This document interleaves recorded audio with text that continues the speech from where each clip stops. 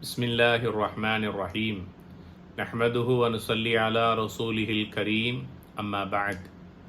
கண்ணியத்திற்கும் மதிப்பிற்கும் உரிய சகோதர சகோதரிகளே, உங்கள் அனைவருக்கும் அஸ்ஸலாமு அலைக்கும் வரஹ்மத்துல்லாஹி வபரகாத்துஹு. எல்லாம் வல்ல இறைவனின் சாந்தியும் சமாதானமும் உங்கள் அனைவர் மீதும் உண்டாவதாக அல்லாஹ் தௌஃபீக் செய்வானாக.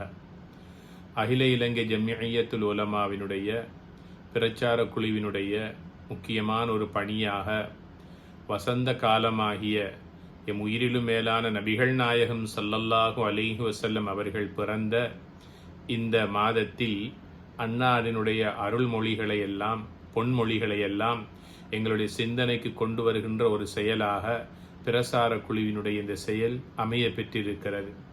அந்த வகையில் பேசப்படுகின்ற விடயங்களை நாங்கள் செவிமடுக்கின்ற போது நிச்சயமாக எங்களுடைய எதிர்கால வாழ்வுக்கு அது பயனளிக்கக்கூடியதாக இருக்க வேண்டும். எங்களுடைய நாளாந்த வாழ்க்கையில் நபிகள் நாயகம் ஸல்லல்லாஹு அலைஹி வஸல்லம் அவர்களுடைய அழகிய வாழ்க்கையை நாம் எடுத்துக்கொள்வதற்கான முன்மாதிரியாக இந்த ரபீஉல் அவ்வல் மாதத்தை ஒரு நல்லதோர் முன்மாதிரியான மாதமாக நாங்கள் எங்கள் வாழ்க்கையில் அமைத்து கொள்ள வேண்டும். அந்த வகையில் நபிகள் நாயகம் ஸல்லல்லாஹு அலைஹி வஸல்லம் கூறுகிறார்கள், உங்களுடைய சகோதரனை இன்முகத்தோடு நீங்கள் பார்ப்பது தர்மமாகும் என்று சொன்னார்கள்.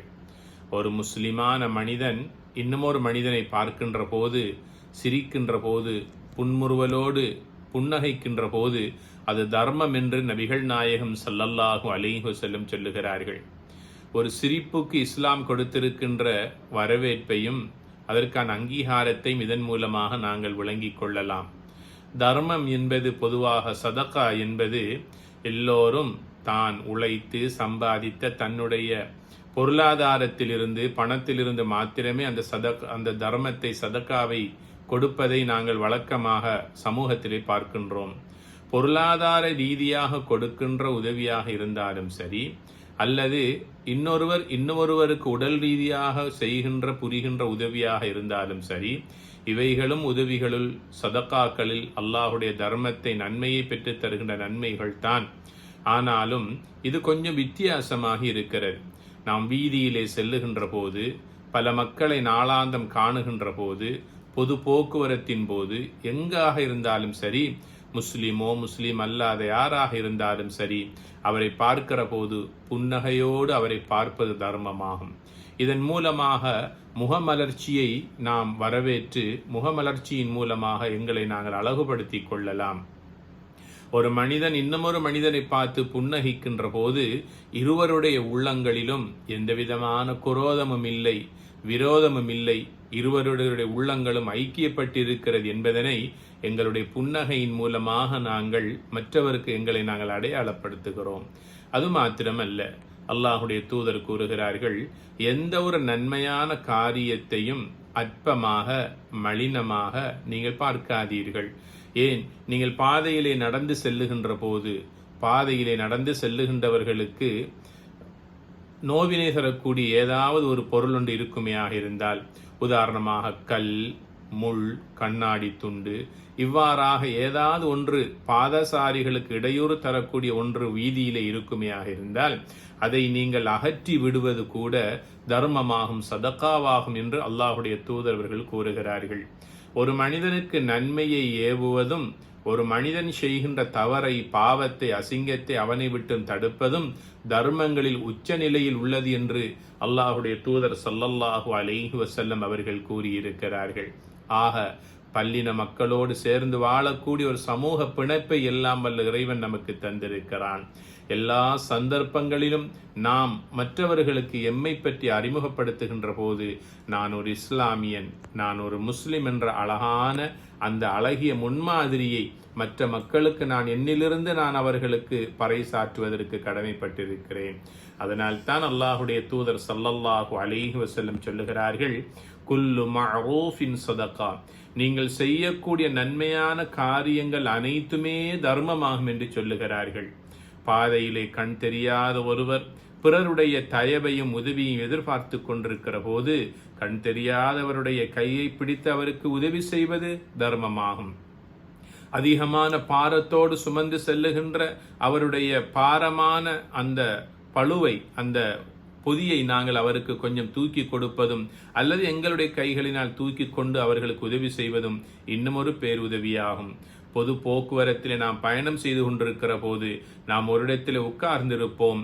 சமூக தலைவர்கள், மாற்று மதத்தை சார்ந்த விசேட தேவையுடையவர்கள் யாராக இருந்தாலும் சரிதான், அவர்களுக்கு எங்களுடைய இருக்கையை எடுத்து அவர்களுக்கு நாங்கள் உட்கார வைப்பது மிகப்பெரிய தர்மமாகும்.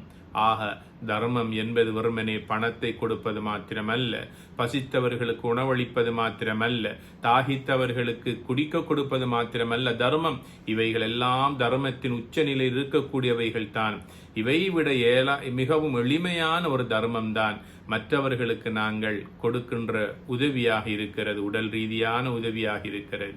அதே போன்று நாம் எந்த இடத்திலும் எச்சந்தர்ப்பத்திலும் புன்முறுவலோடு புன்னகையோடு நாங்கள் சிரித்து பழகுவது, எங்களோடு ஒன்றாக தொழில் செய்கின்ற மக்களோடு நாம் அந்நியோன்னியமாக ஐக்கியமாக புன்னகைத்து வாழ்வது கூட இஸ்லாம் எங்களிடத்தில் எதிர்பார்க்கின்ற ஒரு அழகான வழிமுறையாகும்.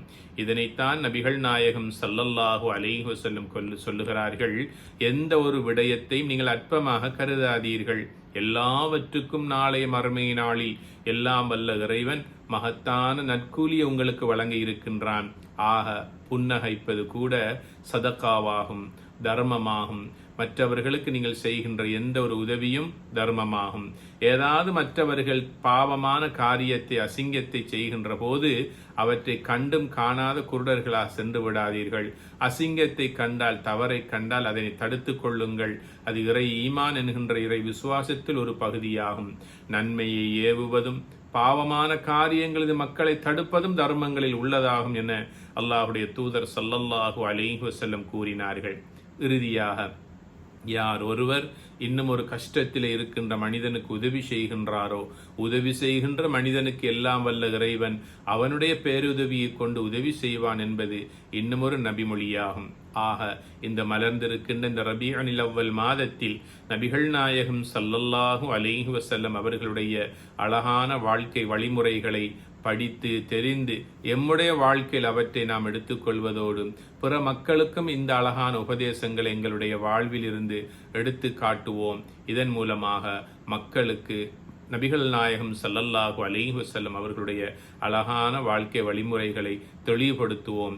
எல்லாம் வல்ல இறைவன் உயிர் உள்ள வரைக்கும் எம் உயிரிலும் மேலான நபிகள் நாயகம் ஸல்லல்லாஹு அலைஹி வஸல்லம் அவர்களுடைய அழகான வழிமுறைகளை நமது வாழ்வில் எடுத்து நடப்பதற்கு அருள் பாலிப்பானாக, பேருதவி செய்வானாக. வஸ்ஸலாமு அலைக்கும் வரஹ்மத்துல்லாஹி வபரகாத்துஹு.